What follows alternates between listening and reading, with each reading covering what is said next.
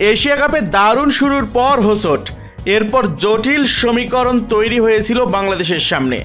সেসব সমীকরণের হিসাব নিকাশ শেষে সুপার 4 নিশ্চিত হয়েছে লাল সবুজের প্রতিনিধিদের। আগামীকাল 20 সেপ্টেম্বর শনিবার বাংলাদেশের ম্যাচ দিয়েই শুরু হবে সুপার 4 রাউন্ড, যেখানে বাংলাদেশের প্রতিপক্ষ শ্রীলঙ্কা। ম্যাচটি শুরু হবে বাংলাদেশ সময় রাত 8:30টায়। এশিয়ায় বাংলাদেশ শ্রীলঙ্কার দ্বৈরথ নতুন করে একটা জায়গা তৈরি করে নিয়েছে। দুই দলের এই লড়াইটা শুধু মাঠে ব্যাটে বলেই নয়, গ্যালারিতে থাকা দর্শক কিংবা মাঠের বাইরের সমর্থকদের মাঝেও পৌঁছে যায়। তবে এশিয়া কাপের গ্রুপ পর্বের ম্যাচে তেমনটা দেখা যায়নি। লঙ্কানদের বিপক্ষে বেশ বড় ব্যবধানেই হেরেছিল টাইগাররা। ঠিকঠাক মতো লড়াইটাও করতে পারেনি লিটন দাসের দল। সেই হারের ক্ষত ভুলে এবার নতুন শুরু বাংলাদেশের। সুপার 4-এ এটাই প্রথম ম্যাচ হবে লাল সবুজের প্রতিনিধিদের। এখানকার 3 ম্যাচের পয়েন্টের হিসেবেই বিবেচ্য হবে ফাইনাল খেলতে। তাই লঙ্কানদের বিপক্ষে গ্রুপ পর্বের হারের প্রতিশোধ নিয়ে এশিয়া কাপের ফাইনাল খেলার লক্ষ্য থাকবে, যেই লক্ষ্যের কথা জানিয়ে বাংলাদেশ ছেড়েছিল লিটন জাকের আলীরা। অবশ্য গ্রুপ পর্বে অমন পারফরমেন্সের পর এমন বিশ্বাস করা ভক্ত হাতে গোনা কয়েকজন পাওয়া যাবে কিনা সেটাও সন্দেহ। হংকংয়ের বিপক্ষে 7 উইকেটের ব্যবধানে জিতলেও সেই ম্যাচে ব্যাটসম্যানদের ব্যর্থতা ছিল চোখে পড়ার মতো। দ্বিতীয় ম্যাচে শ্রীলঙ্কার বিপক্ষে তো লড়াইটাও করতে পারেনি ব্যাটসম্যানরা। এই হারে কঠিন হয়ে পড়েছিল সমীকরণ। শেষ ম্যাচে আবার আফগানিস্তানকে হারালেও সুপার 4-এর ভাগ্য ঝুলেছিল শ্রীলঙ্কার জয়ের উপর। গত কয়েক বছর ধরে বাংলাদেশের বোলাররা বেশ ভালো পারফর্ম করছেন, কিন্তু বিপরীত চিত্র ব্যাটিংয়ে। টানা ব্যর্থ তাওহিদ হৃদয়রা। রান পেলেও প্রশ্ন উঠছে জাকের আলীর ব্যাটিং অ্যাপ্রোচ নিয়ে। ফলে টপ অর্ডার ব্যর্থ হলেও উন্মুক্ত হয়ে যাচ্ছে বাংলাদেশের ব্যাটিং লাইন আপ। বাকিরা যোগ দিচ্ছে আসা যাওয়ার ভিড়ে। গুটিয়ে যাচ্ছে অল্প রানেই। এমন অবস্থায় ভালো করতে চাইলে ব্যাটিংয়ের দায়িত্ব নেওয়ার বিকল্প কিছুই নেই। এই ম্যাচে শ্রীলঙ্কার বিপক্ষে জয় পরাজয়ের হিসাব নিকাশও হবে ব্যাটিংয়ে বাংলাদেশ কতটা সফল হতে পেরেছে সেটার উপর। যদিও গ্রুপ পর্বে লঙ্কানদের বিপক্ষে ম্যাচে বোলিংটাও অতটা ভালো হয়নি, সেই জায়গাতেও কিছুটা উন্নতি করার সুযোগ রয়েছে। দুবাইয়ের উইকেট বিবেচনায় শ্রীলঙ্কার বিপক্ষে শেষ ম্যাচের একাদশ থেকে পরিবর্তন আনতে পারে বাংলাদেশ। একাদশে দেখা যেতে পারে নাসুম আহমেদকে। আফগানিস্তানের বিপক্ষে সুযোগ পেয়েই দারুণ করেছেন তিনি। বাদ পড়তে পারেন শরীফুল ইসলাম। তাওহিদ হৃদয়কেও বিশ্রাম দেওয়া হতে পারে এই ম্যাচে। এশিয়া কাপে টানা ব্যর্থ তিনি।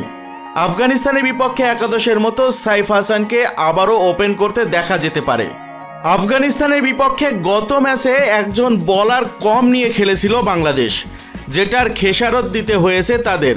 যে দুজন পার্ট টাইম বোলার বল করেছেন শামীম হোসেন আর সাইফ হাসান, তারা দুজনেই পুরোপুরি ব্যর্থ হয়েছেন। দুজন মিলে 4 ওভারে দিয়েছেন 55 রান। যদি বাংলাদেশ আফগানিস্তানের বিপক্ষে হারত তাহলে এটাই সবচাইতে বড় কারণ হতে পারত। সে যাত্রায় বেঁচে গেলেও বাংলাদেশ এই ম্যাচে কোনো রকম ঝুঁকি নেবে না।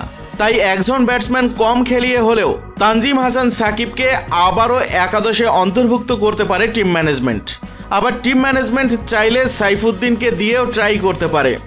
আফগানিস্তানের বিপক্ষে ম্যাচের মতোই ওপেন করতে নামবেন তানজিদ হাসান তামিম এবং সাইফ হাসান।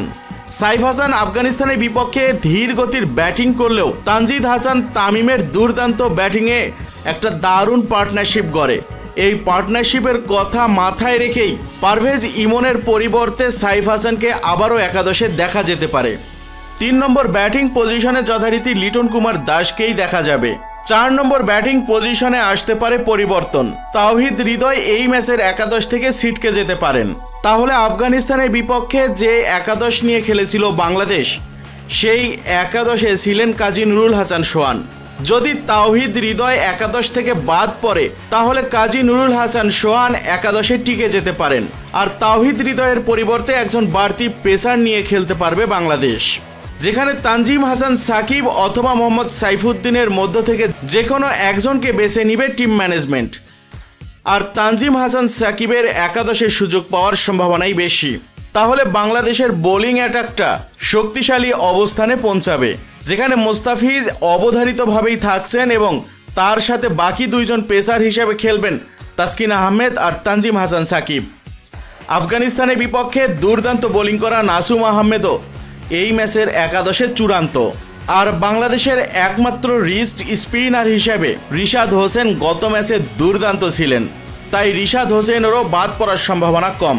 তাহলে বাংলাদেশের বোলিং অ্যাটাকে যে 5 জন বলার যুক্ত হচ্ছেন তারা হচ্ছেন নাসুম আহমেদ, রিশাদ হোসেন, মুস্তাফিজুর রহমান, তাসকিন আহমেদ এবং তানজিম হাসান সাকিব। আর তাছাড়া বাদ বাকি সব পজিশনই একই থাকবে। তাহলে চলুন জেনে নেওয়া যাক বাংলাদেশের আগামীকালকে সম্ভাব্য সেরা একাদশে কারা কারা থাকতে পারেন। সাইফ হাসান, তানজিদ হাসান তামিম, লিটন দাস, শামীম হোসেন পাটোয়ারি, জাকের আলী অনিক, নুরুল হাসান সোহান, নাসুম আহমেদ, রিশাদ হোসেন, মুস্তাফিজুর রহমান, তানজিম হাসান সাকিব এবং তাসকিন আহমেদ।